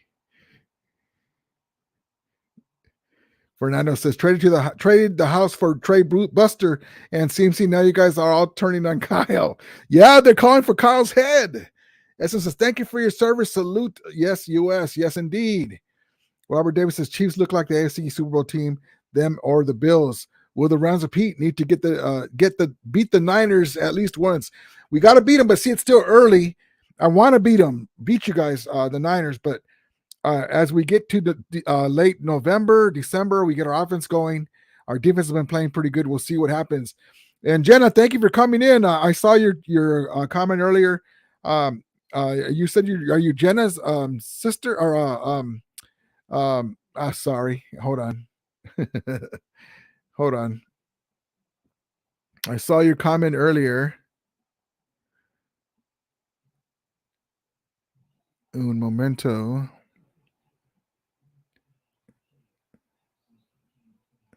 Jordana's sister, right? Thank you for coming in. Yeah, I miss Todd Gurley too, man. I miss him too. And let's get into some more. Here's what we're going to expect on Sunday when CMC comes into the Rams' house. You get a little more taste of this right here. After that 21-yard reception. Hold on. This one. Here's McCaffrey out of the backfield, and Jalen Ramsey says, I'm ready for you. Drops him like a bad habit. Drops him like a bad habit. We'll see what happens. I cannot wait for Sunday. It's going to be great. It's going to be great. And then my guy Jalen Ramsey's back from his bye, but this is what he was saying as the Rams entered the bye. I don't know if y'all got a bye week or not, but enjoy whatever you're doing. Hopefully my guy Ramsey will get a couple of picks on Sunday. Let's see. We need to have some more of this on Sunday. The acceleration right there, that's where you get him beat. You've got Mosley there at corner, but as soon as you threaten down the field vertically, the hips turn and you win every time. And that's when you know you win every time, baby. You can't stop Cooper Kupp. You can only try to hold him as much as you can. And then we got Bobby Wagner coming up here too. He's got some for CMC as well. Wilson. Wagner. What a play by the 6-time All-Pro Bobby Wagner. 1, 2, 3, 4, 5, 6-time All-Pro. I can't wait. I'm looking forward to a great battle. We're going to have some of our guys back. As a matter of fact, let me get into that. I posted it on my community page, and let's see. There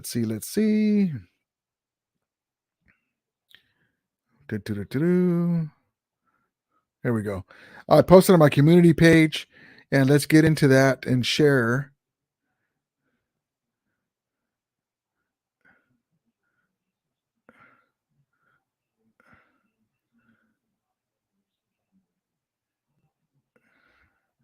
Let me get myself out of the way.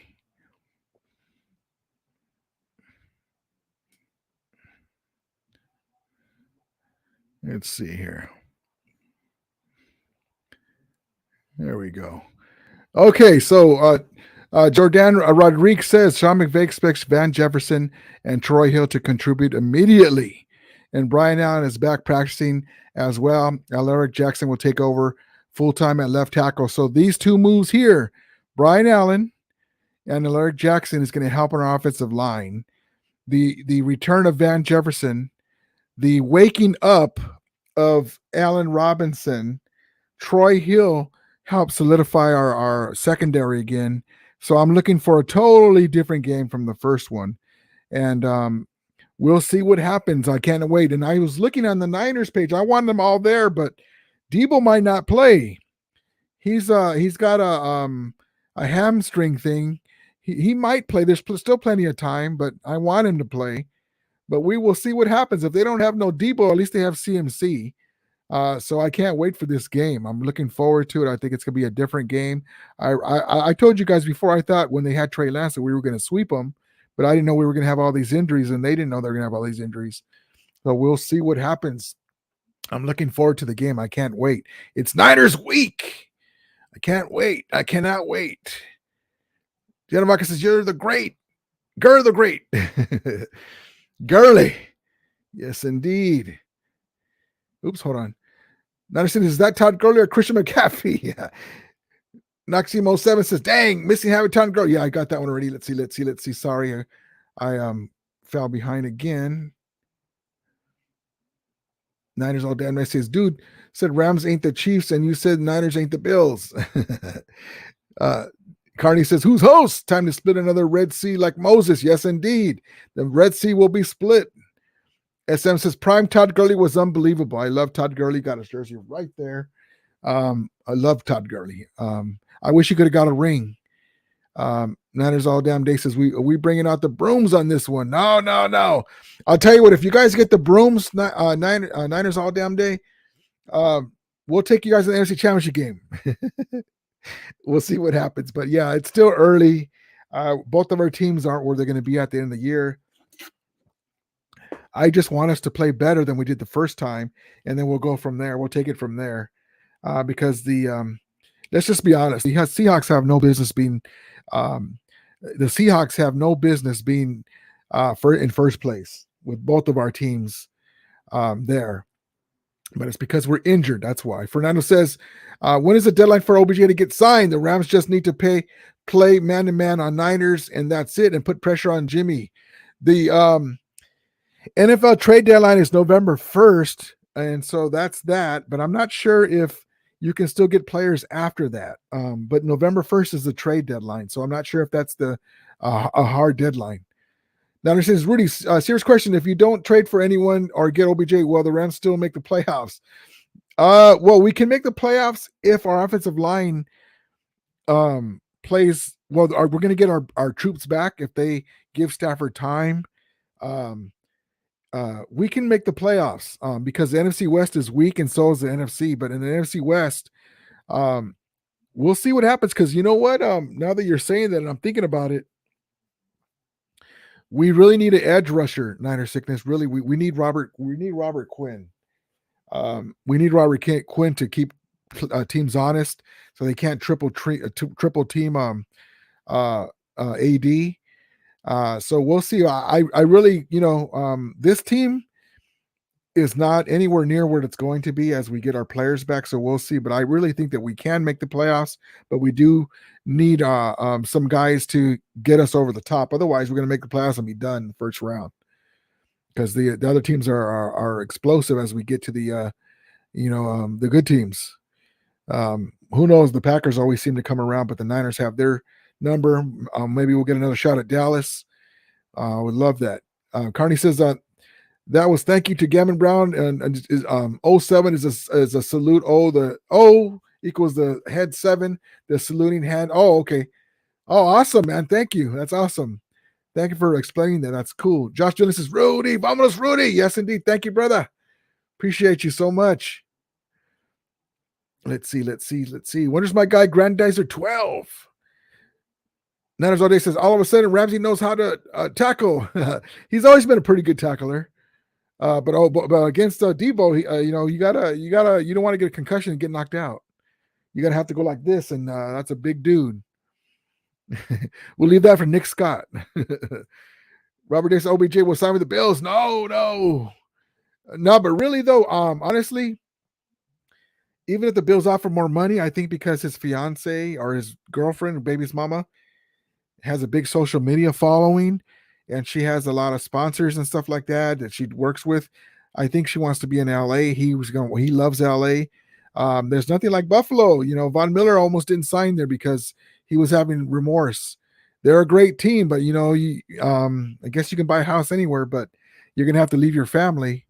You know, and LA, he loves LA. We'll see what happens. Niners all damn day says but McCaffrey has some good numbers versus the Rams this year. Yeah, he's a good player. You can't take it away from him. We just don't think the Niners needed him. They already have a plethora of running backs. It just seems it gave us so much draft capital. Yes, indeed. Fernando says, Robert says, I don't know, man. They didn't need him. I would see him more with the Chiefs, if anything. Yes, indeed. Tasman says, good night, Ramilia. Good night, brother. Thank you for coming in. Niner Sickness says, Rudy. Rudy, when the Niners and Rams are playing back and wait for you to super excited for that game. Once you lost, you ghost with this happen again. No, I never ghost. I was here. I was still around. Let's see. Carney says, by the way, CMDR commander, but just call me Carney. I didn't serve, but always pay respect to our troops. Oh, cool. Thank you, brother. Thank you so much. That's awesome. Robert Davis says, Fernando, he will sign with a team that gives him the best chance for a ring. Rams need a winning record to be sure he signs. Well, Robert, on that note, OBJ was giving love to the Rams, even though he saw, well, these games don't really matter so much. They do, but they don't. The ones in December and November do. And also, it's not just this year. If he signs, it's not going to be a one-year deal. If the Rams don't go where they want to go this year, they'll be all in again next year. So, yes, he wants to win a ring. He already has one. And guess where he won it? LA. So, it's not guaranteed to win it with the Bills or anybody else, but he loves LA. The Rams are not going to be just in it this year, next year as well. And the cap goes up. So, we'll see what happens. But, yeah, Robert Dixon, 100 respect to all that served. Yes, indeed. Niners all damn day says, Niner laters mount up. That's a good one. Niner says, don't ghost like the first. I didn't ghost. What are you talking about? I'm always here. You know where to find me. Fernando Robert says, I agree. Yes, indeed. I agree as well. Anyone who served in our military, God bless you. Props to you and your families. God bless you. Robert says, I should already given us props when we won that last game. Rudy is a solid dude. Thank you, brother. Appreciate you. Yeah, I don't like it. You know, I'll come on and say, what the hell happened, right? But yeah, you know, I don't go some. But yeah, Robert A says, Rudy, you need to come on at Niner Singers podcast after the game, win or lose.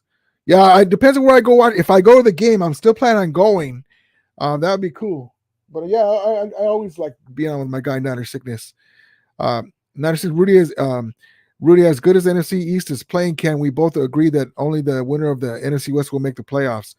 The Eagles are good now, but I do agree with you because I think they're like the Arizona Cardinals from last year, that they were so good and then they fell off. I don't see them. Like if one of us get in there, I think we'll beat them if we're good enough to get there. Niner says OBJ fiance can stay in LA as long as OBJ cost of the Bills. Cost of the Bills. Yeah, but he wants to be with his little kid because he has a baby. If he can be in LA, have his cake and eat it too, you know, and be on a contender, because he already has the ring. Of course you want to, but if you're getting paid good and you can be with your family and your kid and you're in Los Angeles instead of Buffalo, basically Antarctica, you know, or even Kansas City is nice and beautiful, and everyone who lives in Kansas City, but it's not LA. You know, there's a lot of different. They're both great cities, but LA, as far as they like the red carpet stuff, they like all that stuff. You know, props to them. That's what I mean. Carney says we should give the Nines a ring anytime they beat us in the regular season. The Niners a ring every time they beat us in the regular season. A regular season ring, huh? Niners simply says we might have a plethora of running backs, but none of them are good as CMC. Now we have a top running back. Okay, you say that, but Wilson Jr. is averaging 5.2 yards a carry, and he actually played better than CMC against the Kansas City Chiefs. You guys didn't need him. CMC's a bigger name. He's got all the family and stuff, and he is a beast, you know. But you guys didn't need him. He's not that much of an upgrade, in other words. It's kind of like a lateral move because you guys have Jimmy. Teams will just get in the box and stop the run or hinder the run, and then Jimmy has to beat him. And look what happens. That's what I'm saying. You don't want to go all in with the quarterback that you're iffy about, right? That's what we tried that with Goff and it didn't work. It almost did. But we'll see. You never know. I don't have a crystal ball. Robert Davis says, Carney, how many rings you got? We got 4 rings, 2 Super Bowls and 2 NFC championships. Josh Dennis says, Rudy, come by and see SoCal Rams down. SoCal Rams down Rams Row just before our debut. We will be there, brother. Thank you, brother. Appreciate you. Yeah, I love props to SoCal Rams. Props to my guy, Ralph. He just retired. Amazing guy. I always go to see them. Much love to the SoCal Rams. As a matter of fact, where's my hat?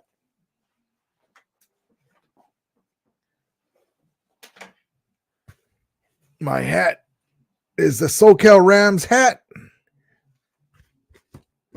Got that the last time for the Rams Fest. It says SoCal on the back. Love this hat. The champs, baby.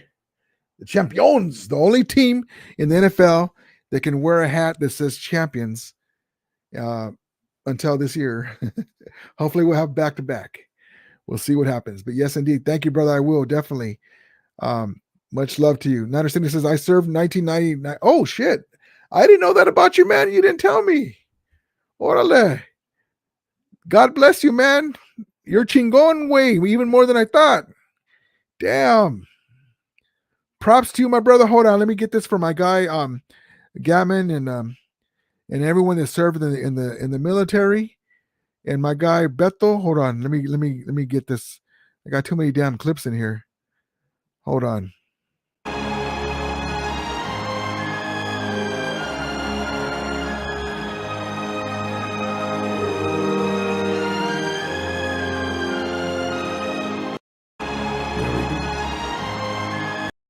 Wanted to get you and give you another clap. Thank you, brother. I didn't know that, man. Thank you for your service, brother. I appreciate you. Appreciate you, man. That's awesome. Shit. That's awesome. Carney says, as long as McCaffrey doesn't get bit by the injury bug again. Yeah, man, that's the thing he is tough. And Michael Kenzie, I'm excited to see Van Jefferson back. Yes, indeed, man. I can't wait. I cannot wait. Who knew, right? Who knew that we had so much love for Van Jefferson? We're like, please come back, man. Please. Roberto Hastings says, what's good to my Ram family friends? What's up, my brother? Thank you for coming in. Appreciate you. Robert Day says, Beto, thank you for your service. Yes, indeed. Now this says, thank you, Robert. Thank you, sir. Thank you, Beto. I didn't know that about you, my brother. Man, you were already high in my book, but Chingao, brother, you're in the stratosphere now. Props to you, man. That's awesome. Robert Day says, love that movie. Yeah, I love that movie too, man. I love that movie. Rudy's a hell of a story, man. Even though it's a Notre Dame, I'm a USC fan, but it's awesome. Carney says, Robert Davis, how many rings y'all got this decade?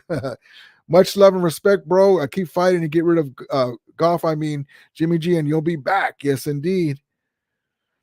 Now, since we couldn't run the outside zone, we needed CNC to do that. Yep. CNC, yep. I got you.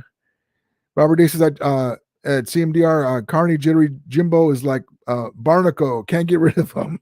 Yeah, man, he can't cut at the umbilical cord.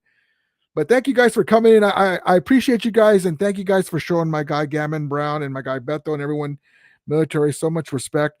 I had him on longer than I normally would have a guest because we've been trying a couple of times to get him on, and I appreciate him. He goes on. He has to go back to service. and we weren't able to get him on last time. So props to you, Gammon. I appreciate you, my brother.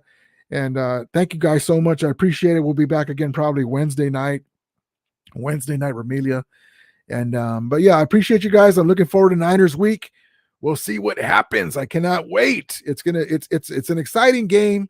Hopefully the Rams will show up again, like we did in the championship game, and we'll get it going, baby. We'll get it going. In the meantime, as we always say, may the Ramilia be with you. And Romulators, mount up. Be diplomatic. And of course, Spartans have the reputation to consider. Choose your next words carefully, Leonidas. They may be your last as king.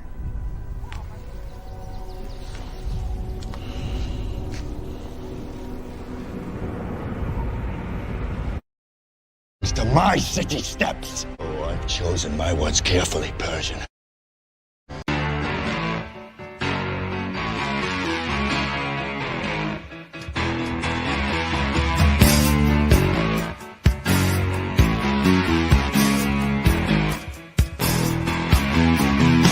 Rolling down Imperial Highway, the big nasty red at my side. Santa Ana winds blowing hot from the north, and we were born to ride. And the Rams win back-to-back division titles for the first time since 1979. They are the first NFL team to pump their ticket to this year's postseason. From the west side to the east side, everybody very happy, 'cause the sun is shining all the time, like another perfect day. I love LA.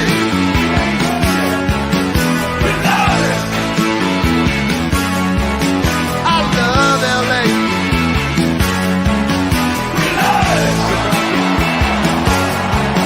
We love it. Let's have a chat.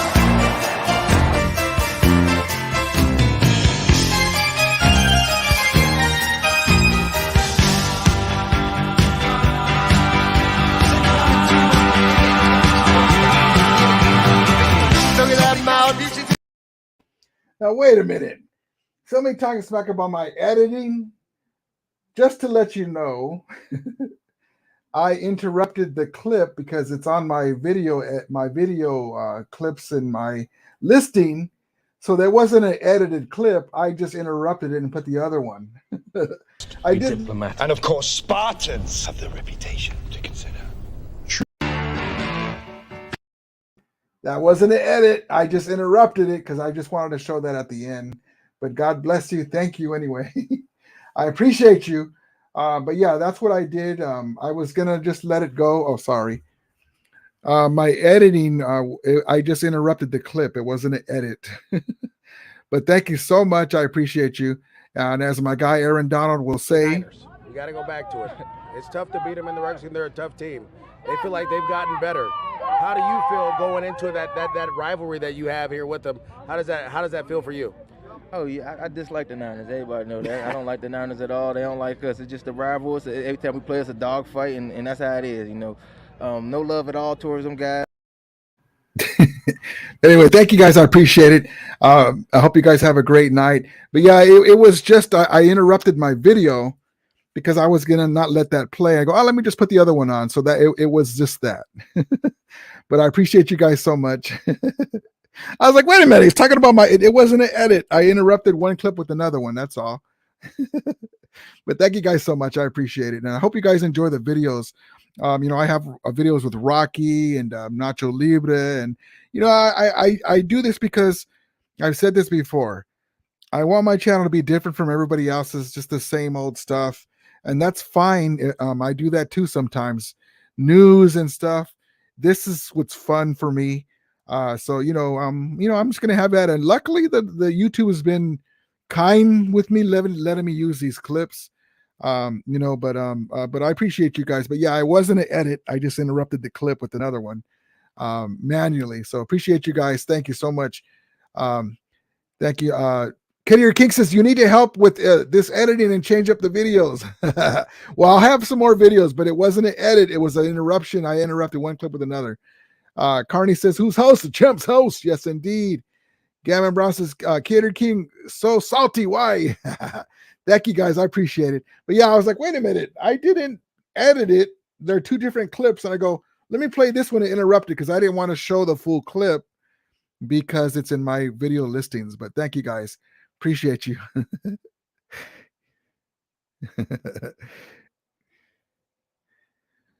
Thank you, Cardi. Night, Rudy, Ramilia, Ramilia, and our guest, Niners faithful. Peace. Yeah, as we always say, may the Ramilia be with you. And Ramulators, mount up. And thank you guys so much. Appreciate it. Good night.